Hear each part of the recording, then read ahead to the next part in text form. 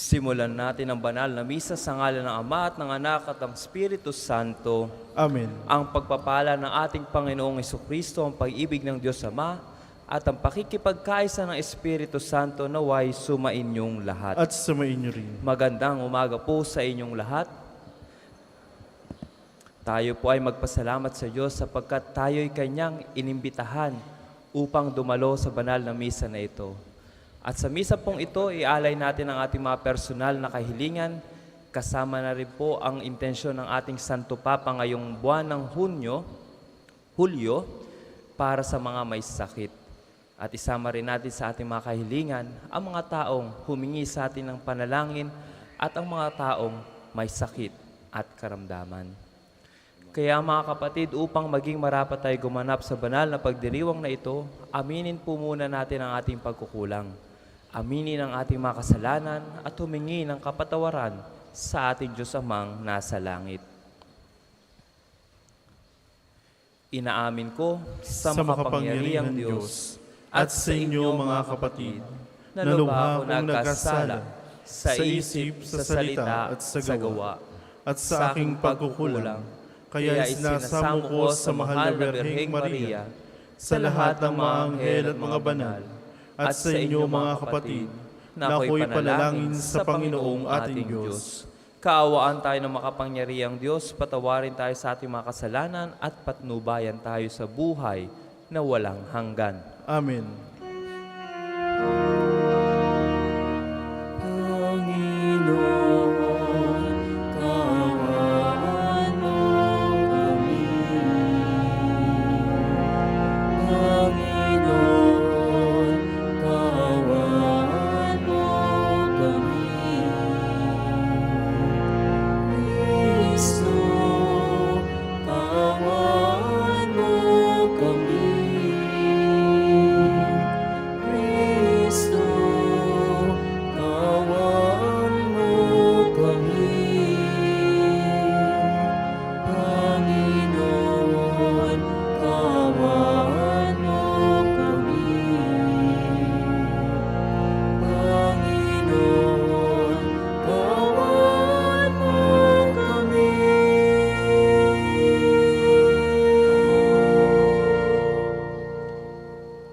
Manalangin tayo.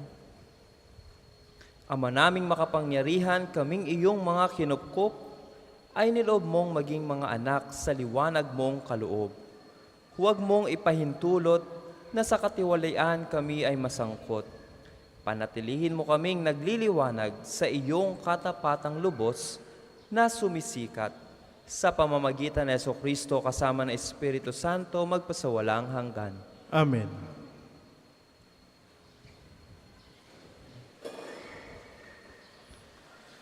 Pagbasa mula sa aklat ni Propeta Amos. Pakinggan ninyo mga taga-Israel, itong sinabi ng Panginoon. Pinatnubayan kung kayong palabas ng Ehipto ang inyong mga lahi.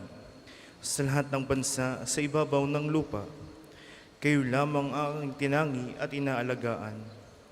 Kaya't paparusahan ko kayo dahil sa inyong mga kasalanan. Maaari bang magsama sa paglalakbay ang dalawang tao kung hindi muna sila nagtipan? Uungal ba ang leon sa kagubatan, maliban makatagpo siya ng biktima?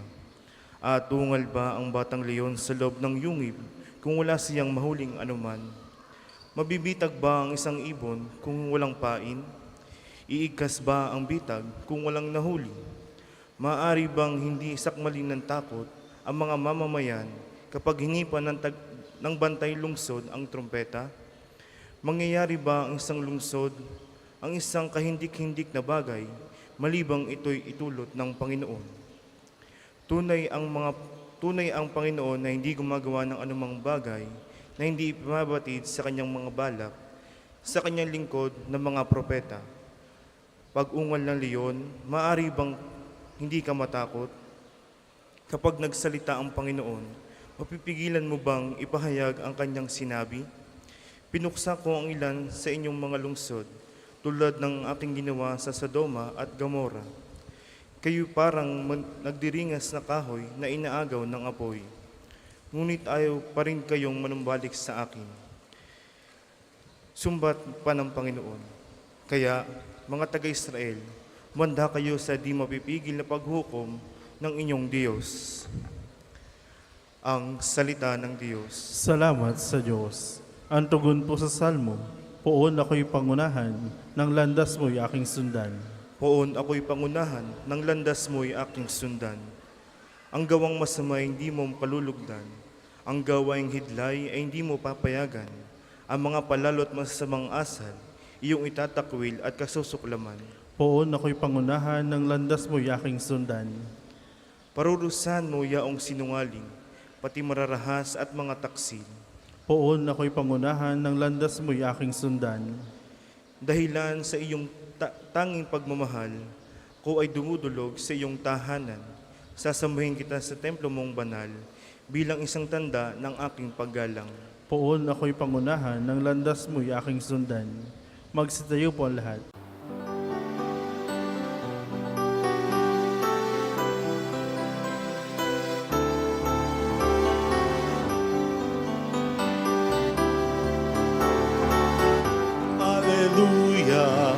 Aleluya, aleluya,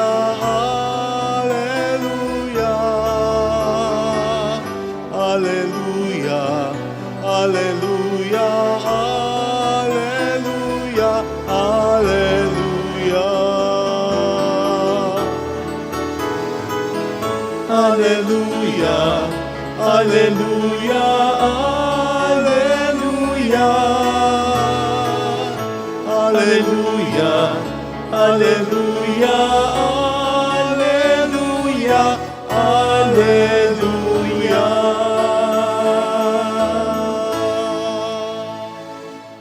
Sumainyo ang Panginoon. At sumainyo rin. Ang mabuting balita ng Panginoon ayon kay San Mateo. Papuri sa iyo, Panginoon. Noong panahong iyon, sumakay si Jesus sa bangka, kasama ang kanyang mga alagad. Bumugso sa lawa ang isang malakas na unos at halos matabunan ng mga alon ang bangka. Ngunit natutulog noon si Jesus. Kaya't nilapitan siya ng mga alagad at ginising. Panginoon, tulungan ninyo kami, sabi nila. Lulubog tayo. At sinabi niya sa kanila, ano't kayo'y natatakot? Napakaliit naman ng pananalig ninyo. Bumangon siya, sinaway ang hangin at ang dagat, at tumahimik ang mga ito.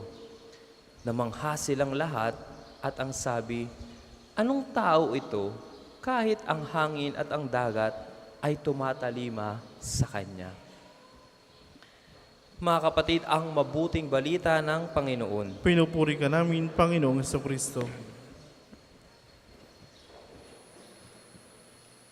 Magandang umaga po muli sa inyong lahat.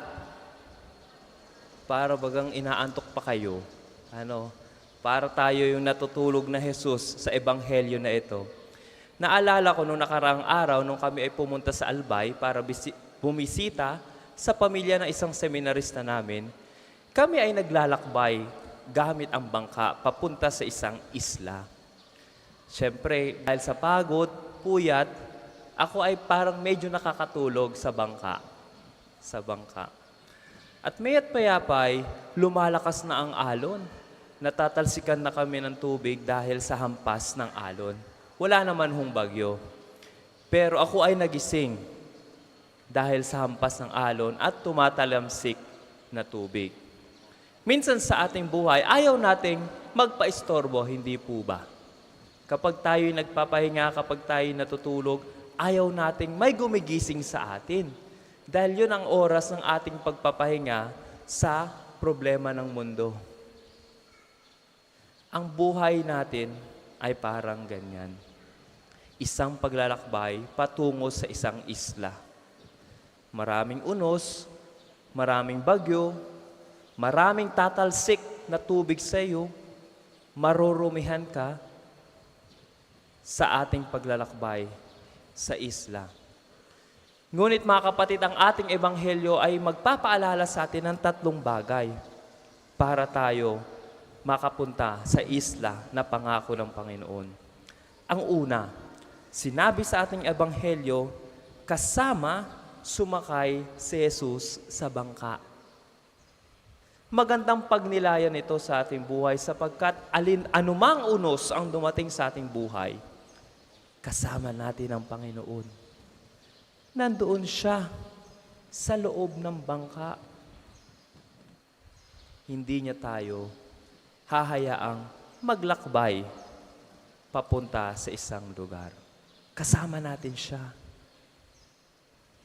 Ikalawang bagay na ating magandang pagnilayan ay ang sinabi sa Ebanghelyo, natutulog ba ang Diyos? Dahil sa ating Ebanghelyo, natutulog ang ating Panginoong Hesus. Totoo nga bang natutulog ang Diyos? Marahil minsan sa ating spiritual na pamuhay, sa ating pananampalataya, nararamdaman natin na natutulog ang Diyos. Nararamdaman natin na tahimik ang Diyos. Ngunit mga kapatid, alalahanin natin na ang Diyos ay naghihintay lamang nagisingin siya sa pamamagitan ng ating panalangin. Kausapin natin siya. Gisingin natin siya. Sabihin natin ang ating mga intensyon at hinanaing sa ating Panginoong Hesus. Dahil nandyan siya sa loob ng ating bangka, karamay natin sa ating buhay. Ang panalangin ng mga apostoles sa bangka habang sila ay binabagyo. Ano ang sabi? Panginoon, tulungan ninyo kami. Lulubog tayo. Minsan ganyan ang ating panalangin. Panginoon, tulungan niyo po ako sa aking karamdaman. Panginoon, tulungan niyo po ako sa aking pag-aaral. Panginoon, tulungan niyo po ako sa aking problema sa pamilya, problema sa trabaho, o anumang problemang ating hinaharap. Humihingi tayo ng tulong katulad ng mga apostoles na nasa bangka. Mga kapatid, kailangan lang natin gisingin ang Panginoong Hesus sa pamamagitan ng ating panalangin. Dahil ang panalangin po ay bunga ng ating pananampalataya sa Kanya. Hindi naman tayo makakapagdasal kung hindi tayo naniniwala na merong tao, na merong Diyos na nakikinig sa atin. Hindi tayo makakapagdasal kung wala tayong pananampalataya. Ikatlong bagay na ating magandang pagnilayan sa araw na ito ay ang Panginoon ang may kapangyarihan sa lahat ng bagay. Kahit ang ulan, kahit ang bagyo at hangin, maski ang dagat ay sumunod sa Kanya. Ito ay paalala sa atin na kailangan lang nating magtiwala sa Diyos. Sa ating pananampalataya, kalakip nito ang ating kumpiyansa, confidence na ang Diyos ay mas makapangyarihan sa anumang problema ng ating buhay. Sa anumang sakit, sa anumang unos, sa anumang dalamhati na ating nararanasan, ang Panginoon ang mas makapangyarihan sa kanilang lahat. Kaya magkaroon tayo ng kumpiyansa na ang Panginoon ay mas makapangyarihan sa lahat ng ito. Mga kapatid, ang ebanghelyo na ito ay paalala sa atin, magpapatuloy na magpaalala sa atin na sa ating paglalakbay patungo sa isla kung saan mararanasan natin at makakamtan natin ang buhay na walang hanggan kasama ng Diyos. Marami tayong bagyo, maraming alon, maraming tubig ang sasalpok sa atin. Ngunit sa kabila ng mga ito, kasama natin ang Panginoon. At sa pamamagitan ng panalangin, tayo'y Kanyang pakikinggan at uutusan ang mga problemang ito, ang mga bagyong ito, ang hangin at dagat na tumahimik dahil Siya ang ating Diyos. Dahil Siya ay mas makapangyarihan sa lahat ng bagay na ito. Kaya magdasal tayo sa Panginoon na tulungan tayo sa ating mga problema. na tulungan tayong harapin ang mga bagyo sa ating buhay. Nang sa gayon, sa ating paglalakbay, maranasan natin ang buhay na walang hanggan. Para po sa maghahandog ng sobre, pakihulog na lamang po sa buslo.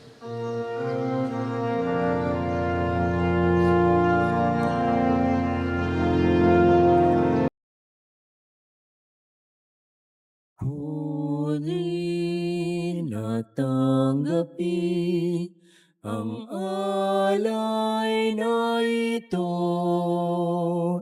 mga biyayang nagmula sa pagpapala mo.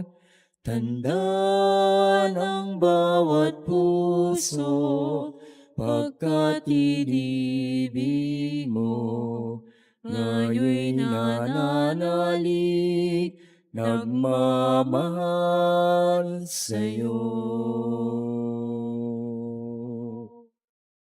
Tanda ng bawat puso pagkat inibig mo, ngayon nananalig,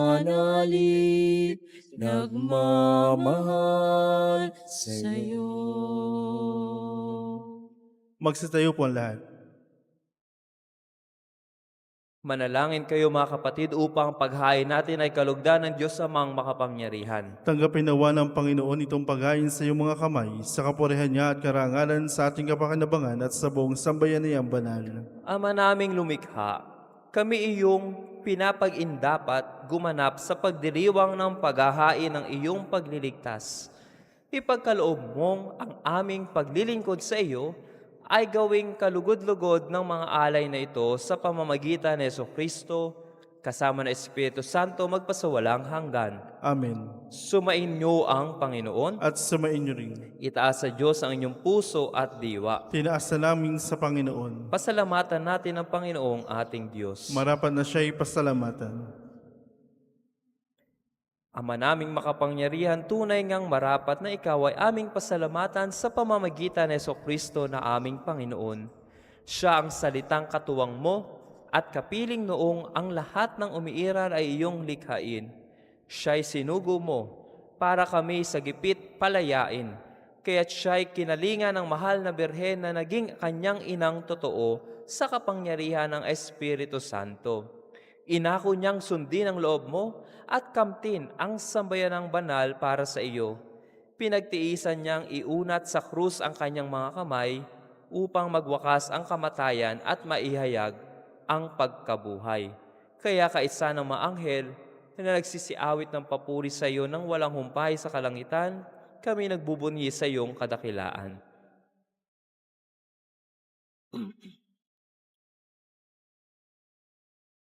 Santo, Santo, Santo, Panginoong Diyos ng mga hukbo, napupuno ang langit at lupa ng kadakilan mo. Hosana, Hosana sa kaitaasan. Pinagpalang na paririto sa ngalan ng Panginoon. Hosana, Hosana sa kaitaasan.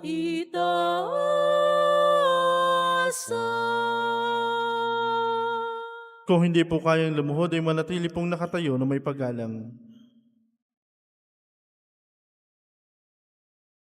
Ama naming banal, ikaw ang bukal ng tanang kabanalan, kaya't sa pamamagitan ng iyong Espiritu gawin mong banal ang kaloob na ito, upang para sa amin ay maging katawan at dugo ng aming Panginoong Hesukristo.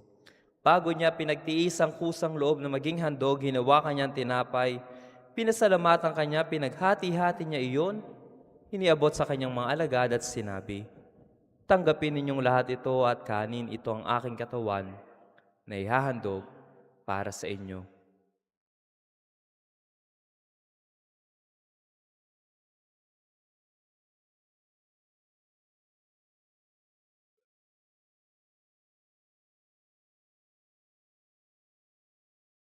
Gayon din naman nung matapos ang hapunan, hinawakan niya ang kalis, muli kanyang pinasalamatan.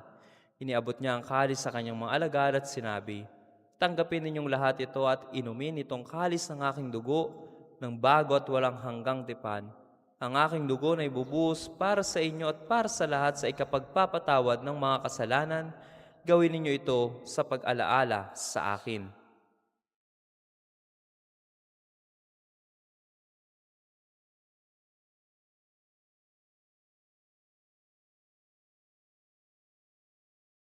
Pagbunyiin natin ang misteryo ng pananampalataya. Si Kristo'y namatay, si Kristo'y nabuhay, si Kristo'y babalik sa wakas ng panahon. Ama, ginagawa namin ngayon ang pag-alaala sa pagkamatay at muling pagkabuhay ng iyong anak. Kaya tiniaalay namin sa iyo ang tinapay na nagbibigay buhay at ang kalis na nagkakaloob ng kaligtasan. Kami nagpapasalamat dahil kami iyong minarapat na tumayo sa harap mo para maglingkod sa iyo. Isinasamo namin kaming magsasalo-salo sa katawan at dugo ni Kristo ay mabuklod sa pagkakaisa sa pamamagitan ng Espiritu Santo. Alalahanin mo rin ang mga kapatid naming nahimlay ng may pag-asang sila'y muling mabubuhay, gayon din ang lahat ng mga pumanaw. Kaawaan mo sila at patuloyin sa iyong kaliwanagan. Kaawaan mo at pag-indapating kaming lahat na makasalo sa iyong buhay na walang wakas.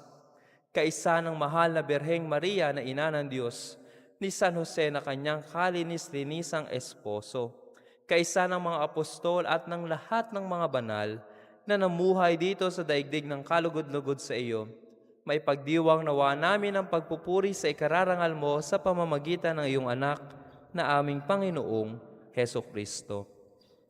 Sa pamamagitan ni Kristo, kasama niya at sa Kanya, ang lahat ng parangal at papuri ay sa iyo, Diyos Amang makapangyarihan, kasama ng Espiritu Santo, magpa sa walang hanggan. Amen. Amen. Amen.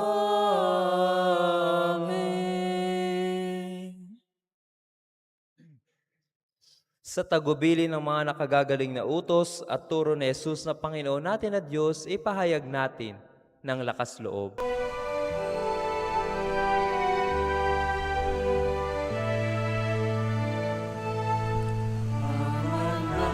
Amin. Sumasalangit ka, sambahin ang ngalan mo.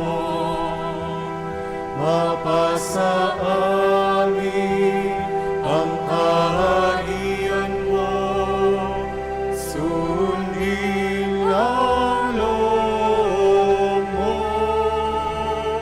Dito sa lupa para ng sa langit, bigyan mo po kami ngayon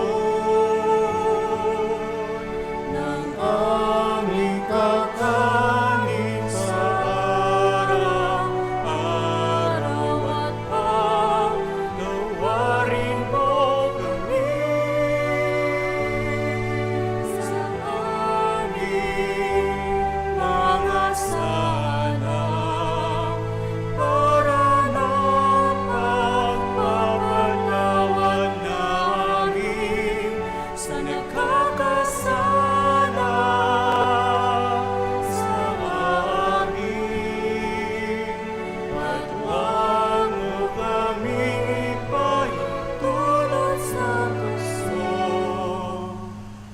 at iadya mo kami sa lahat ng masama.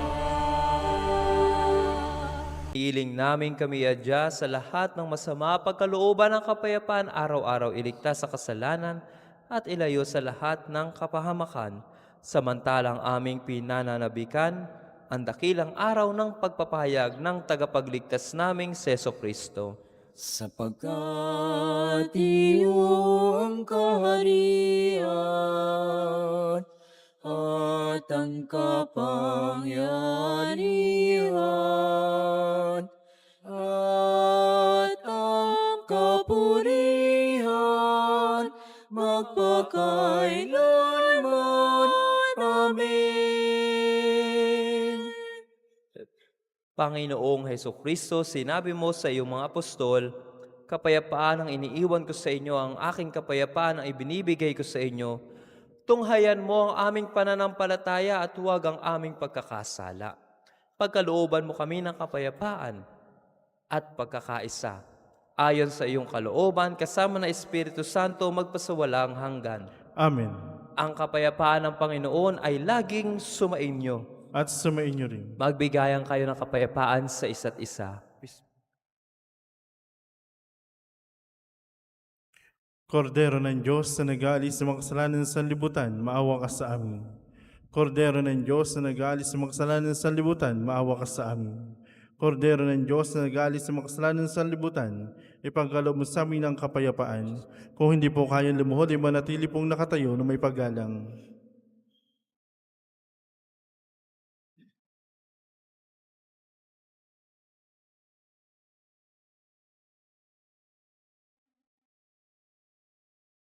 Mga kapatid, ito ang kordero ng Diyos.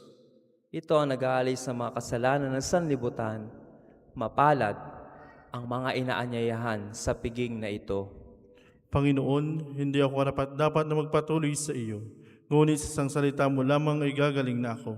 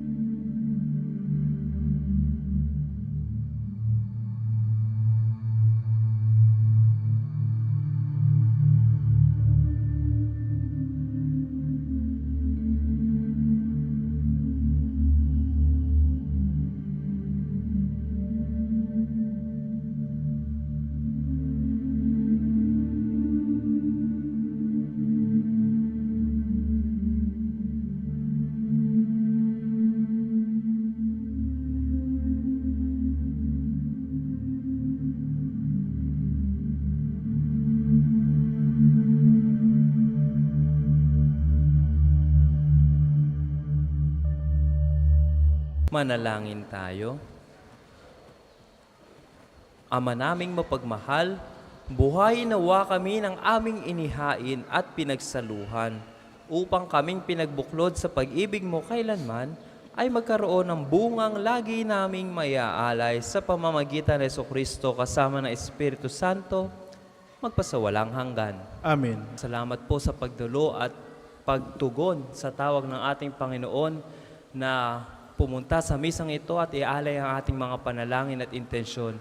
Ipagdasal po natin ang ating Santo Papa at ang kanyang intensyon para sa mga may sakit, nawa ang sakramento ng pagpapahid ng langis ay magbigay sa kanila at maramdaman nila ang awa at kagalingan na magmumula sa ating Panginoong Hesukristo. Kaya po, huwag po tayong tutulog-tulog sa ating pananampalataya.